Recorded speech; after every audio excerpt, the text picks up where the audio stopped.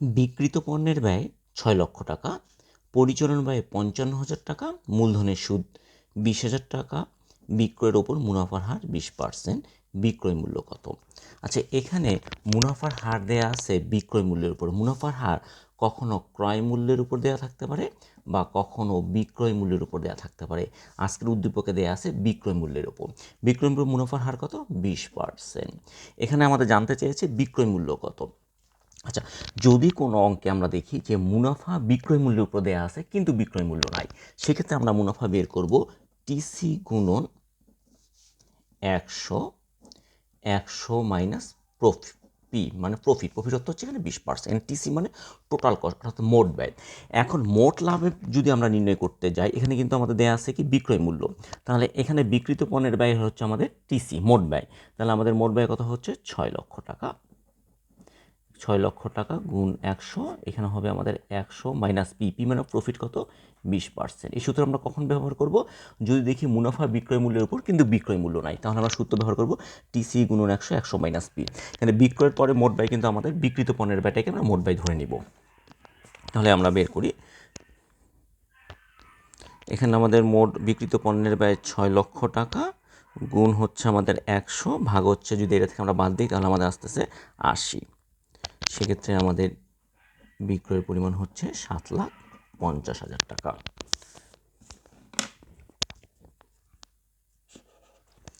NEET মুনাফার পরিমাণ কত? এখানে আমাদের বিক্রয় হচ্ছে 7,50,000 টাকা এবং বিক্রিত পণ্যের ব্যয় কিন্তু 6,00,000 টাকা। আমরা বিক্রিত পণ্যের ব্যয় যদি 6 লাখ বাদ দিই তাহলে আমরা কী পাবো? মোট লাভ পাবো। মোট লাভ হচ্ছে 1,50,000 টাকা। কারণ এটি হচ্ছে বিক্রয় আর এটি হচ্ছে বিক্রিত পণ্যের ব্যয়। আমরা জানি বিক্রয় থেকে বিক্রিত পণ্যের ব্যয় বাদ দিলে মোট লাভ পাওয়া যায়। অ্যান্ড মোট লাভ থেকে পরিচালন ব্যয় যদি আমরা 55,000 টাকা বাদ দিই তাহলে আমরা পাবো পরিচালন মুনাফা। তাহলে 1,50,000 থেকে 55,000 বাদ দিলে আমাদের 95,000 টাকা হচ্ছে পরিচালন মুনাফা। এবং তার সাথে যদি আমরা অন্যান্য ব্যয়, মূলধনের সুদ কিন্তু অন্যান্য ব্যয়, এই মূলধনের সুদ অন্যান্য ব্যয় যদি আমরা 20,000 বাদ দিই তাহলে আমাদের নিট লাভের পরিমাণ আসতে আসতে 75,000 টাকা। তাহলে আমাদের নিট লাভ 75,000 টাকা।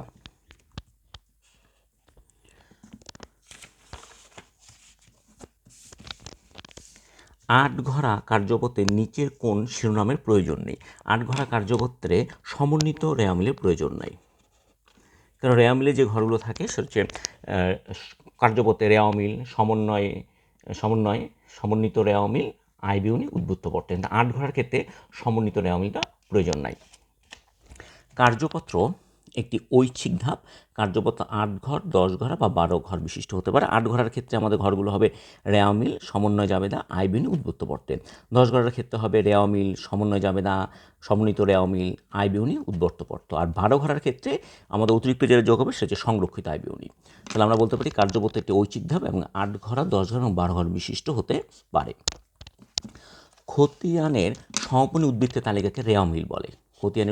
খতিয়ানের সমাপনী উদ্বৃত্তের তালিকা হচ্ছে রেওয়ামিল। কোনটি মুনাফা জাতীয় আয়? বিনিয়োগের সুদ মুনাফা জাতীয় আয়, কারণ বিনিয়োগ হচ্ছে সম্পদ, সম্পদের সুদ আয় হয়। কোনটি রেওয়ামিলের ডেবিট দিকে বসানো হয়? রেওয়ামিলের ডেবিট দিকে বসানো হয় অনুপার্জিত আয়, এটি চলতি দায় ক্রেডিটে বসবে। শিক্ষানিধি ভাতা, এটি রেওয়ামিলের ডেবিট দিকে বসবে। এটি মুনাফা জাতীয় এবং পরোক্ষ খরচ। অবচয় নির্ধারণের ক্ষেত্রে বিবেচ্য বিষয় নয় কোনটি? অবচয় নির্ধারণের ক্ষেত্রে বাজার মূল্য বিবেচনা করতে হয়, অবচয়যোগ্য মূল্য বিবেচনা করতে হয়, ভগ্নাবশেষ মূল্য বিবেচনা করতে হয়। এর বিবেচ্য বিষয় নয় হচ্ছে বাজার মূল্য, এটি বিবেচ্য বিষয় নয়। অবচয় হলো একটি অনগদ লেনদেন, অদৃশ্যমান লেনদেন এবং স্থায়ী সম্পত্তির ব্যয় বন্টন প্রক্রিয়া। কারণ অবচয় অনগদ, অদৃশ্যমান এবং স্থায়ী সম্পত্তির ব্যয় বন্টন প্রক্রিয়া। পদ্মা লিমিটেড এর যন্ত্রপাতি ক্রয় মূল্য 4,00,000 টাকা, সংস্থাপন ব্যয় 40,000 টাকা এবং ভ্যাট 15% প্রদান করে। যন্ত্রের আয়ুষ্কাল 10 বছর এবং ভগ্নাংশের মূল্য 20,000 টাকা হলে সরল পদ্ধতিতে বার্ষিক অবচয়ের পরিমাণ কত?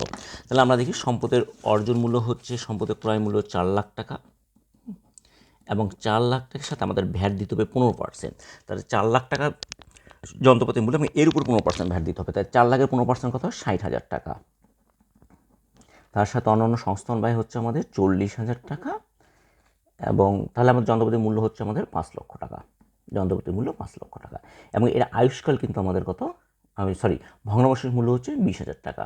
তাহলে আমরা এই সম্পদের মোট মূল্য থেকে যদি আমরা ভগ্নাবশেষ মূল্য বাদ দেওয়ার আয়ুষ্কাল দিয়ে যদি আমরা ভাগ দিই তাহলে আমরা অবচয় পাবো। তাহলে 50,000 থেকে 20,000 বাদ দিলে 4,80,000 ভাগ করলে হবে 48,000 টাকা। তাহলে আমরা বলতে পারি বার্ষিক অবচয় 48,000 টাকা। তাহলে আমরা কীভাবে বের করলাম? সম্পদের মূল্য 4 লাখ, ভ্যাট হচ্ছে 4 লাখের 15% 60,000 টাকা এবং অন্যান্য খরচ হচ্ছে 40,000 টাকা। তাহলে মূল্য হচ্ছে 50,000 টাকা। আমি এর সাথে সম্পদের মোট মূল্য বাদ ভগ্নাবশেষ মূল্য আর ভাগ হচ্ছে আয়ুষ্কাল, আয়ুষ্কাল হচ্ছে 10 বছর। তাহলে বার্ষিক অবচয় 48,000 টাকা। সরলরৈখিক পদ্ধতিতে অবচয় ধার্যের ফলে আর্থিক বিবরণীতে প্রভাব পড়বে, সম্পত্তির মূল্য হ্রাস পাবে, কারণ অবচয় হচ্ছে সম্পদের ব্যয় বন্টন প্রক্রিয়া। অবচয়ের কারণে সম্পদের মূল্য হ্রাস পায় এবং মুনাফা বৃদ্ধি পাবে না, মুনাফা হ্রাস পাবে, কারণ ব্যয় যত বাড়বে মুনাফা তত হ্রাস পাবে। মালিকানা সত্ত্ব হ্রাস পাবে, কারণ অবচয় একটি ব্যয়, ব্যয়ের কারণে মালিকানা সত্ত্ব হ্রাস পাবে। 1 এবং 3 বিক্রয় দ্বারা বৃদ্ধি পায়। বিক্রয় দ্বারা আমাদের কী বৃদ্ধি পাবে? মালিকানা সত্ত্ব এবং সম্পদ দুটি বৃদ্ধি পাবে। কেন মালিকানা সত্ত্ব বৃদ্ধি পাবে? বিক্রয় হচ্ছে আয়, আয় হলে মালিকানা সত্ত্ব বৃদ্ধি পায়। আর সম্পদ কীভাবে বৃদ্ধি পাবে? বিক্রয় যদি আমরা নগদে করি তাহলে নগদ সম্পদ বাড়বে, বিক্রয় যদি আমরা চেকে করি ব্যাংক সম্পদ বাড়বে, বিক্রয় যদি ধারে করি প্রাপ্য হিসাব সম্পদ বাড়বে, আর স্বীকৃতি বিলে করলে প্রাপ্য বিল সম্পদ বাড়বে। তাহলে আমরা বলতে পারি বিক্রয়ের কারণে মালিকানা সত্ত্ব বৃদ্ধি পায় এবং সম্পত্তি বৃদ্ধি পায়। এবং কোনটি বিপরীত সম্পদ? পুঞ্জীভূত অবচয় একটি বিপরীত প্রতি বা কন্ট্রা সম্পদ। পুঞ্জীভূত অবচয়কে বলা যায় বা এটাকে বলা যায় অবচয় সঞ্চিতি, ক্রমযোজিত অবচয় বা জমাকৃত অবচয়ও বলে। 15% ভ্যাট সহ পণ্য ক্রয়ে 69,000 টাকা হলে ভ্যাটের পরিমাণ কত?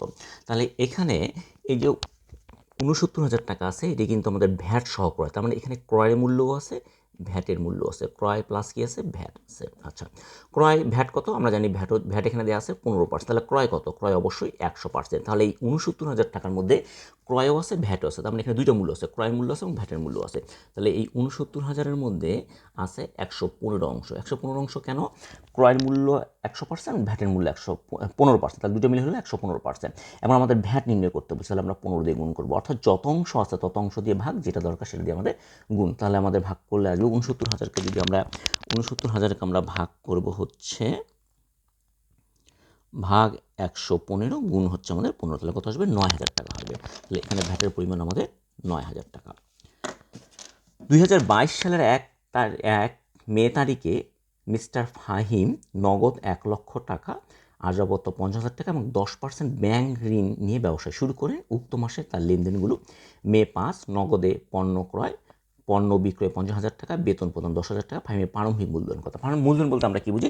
মালিক কারবারকে যা প্রদান করবে তাকে মূলধন বলে। তাহলে কী প্রদান করছে? সে নগদ আর আযাবত এই দুটি প্রদান করছে। ব্যাংক ঋণ কিন্তু মালিক আনেনি, এটা ব্যাংক থেকে ঋণ নেওয়া হয়েছে, এটি মূলধনে আসবে না।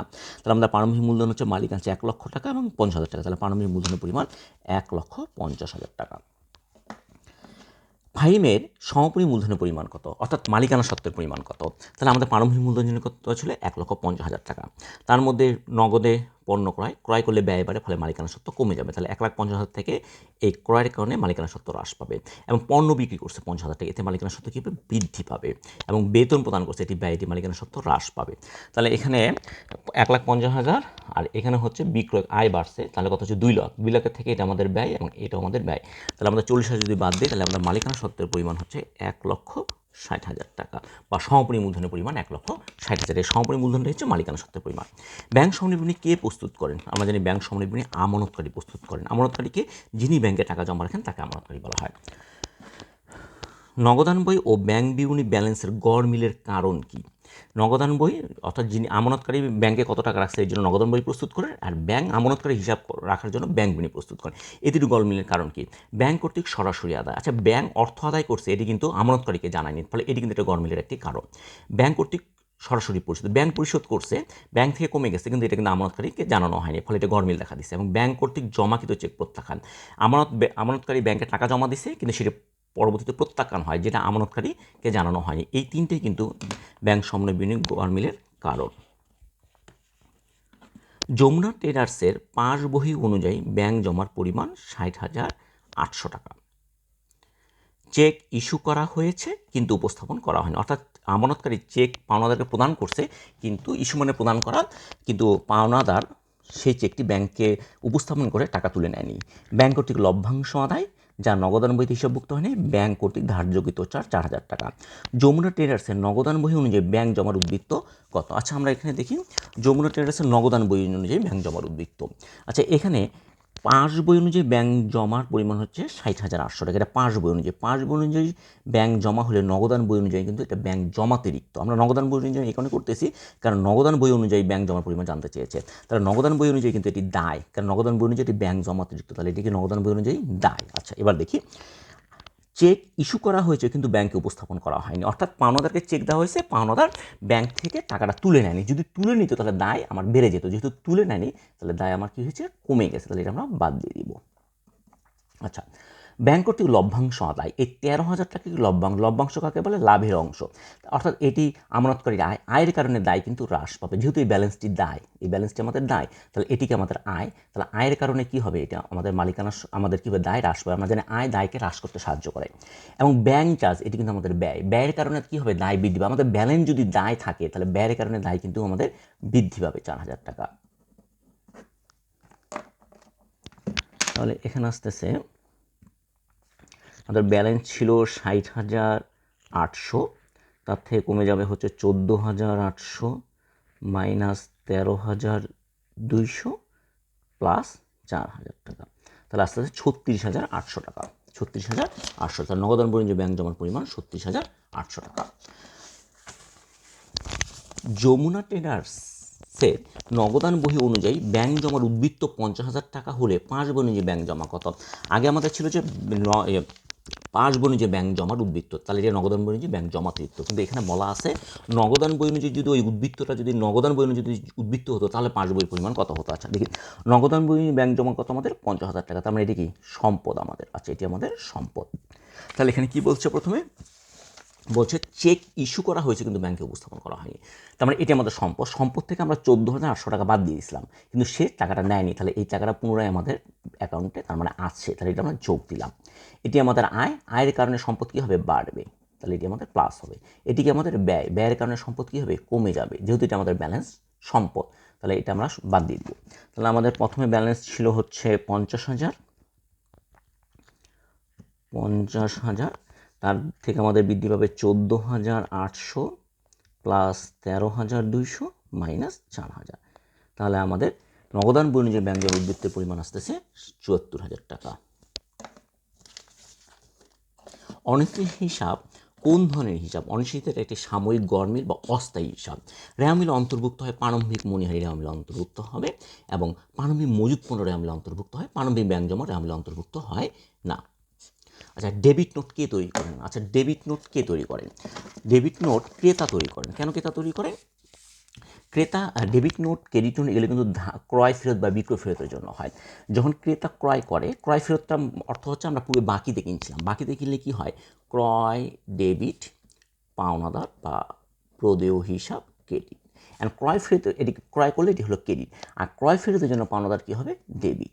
তাহলে এটি, তাহলে ডেবিট নোট কে তৈরি করেন? ক্রেতা ডেবিট নোট তৈরি করেন, অর্থাৎ ক্রেতা বিক্রেতাকে জানায় যে আপনার পণ্যটা ফেরত দেওয়ার জন্য আপনার হিসাবকে ডেবিট করা হয়েছে। এর অর্থ হচ্ছে আমরা যখন বাকিতে ক্রয় করি তখন পাওনাদার ক্রেডিট হয়, আর ক্রয়কৃত পণ্য যখন আমরা ফেরত দিই তখন কী হয়, দায় হ্রাস পায়, দায় হ্রাস পেলে কী হয়, ডেবিট হয়। অর্থাৎ আমি যখন এভাবে ভাবতে হবে যে আমি ক্রয় করছি, আমি যখন ক্রয় করছি তখন পাওনাদার ক্রেডিট ছিল, তাকে এই পরিমাণ পণ্য ফেরত দিয়ে আমি বলি তাকে যে আপনার পণ্য ফেরতের কারণে আপনার পাওনাদার হিসাবকে ডেবিট করা হয়েছে, তার জন্য ক্রয় ফেরত ডেবিট নোট ব্যবহার করেন ক্রেতা, এবং ক্রেডিট নোট তৈরি হয় বিক্রেতা।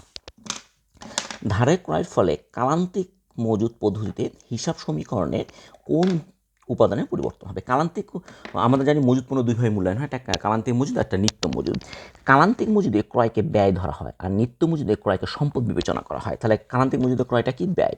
তাহলে আমাদের কীভাবে আমরা ক্রয় করছি, আমরা ধারে ক্রয়, ধারে ক্রয় করলে কী হবে, আমাদের দায় বাড়বে, এবং ক্রয়টা যেহেতু ব্যয়, ব্যয় পড়লে আমাদের কী প্রভাব পড়বে, মালিকানা সত্ত্ব কমে যাবে।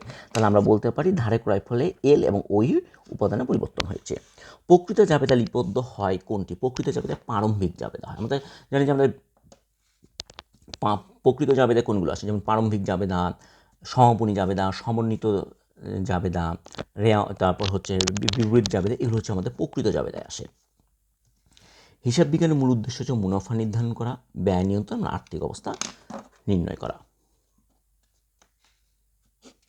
হিসাব চক্রের দ্বিতীয় ধাপ কোনটি? জাবেদা হিসাব চক্রের দ্বিতীয় ধাপ, এটি হিসাব চক্রের তৃতীয় ধাপ এবং লেনদেন শনাক্তকরণ এটা প্রথম ধাপ।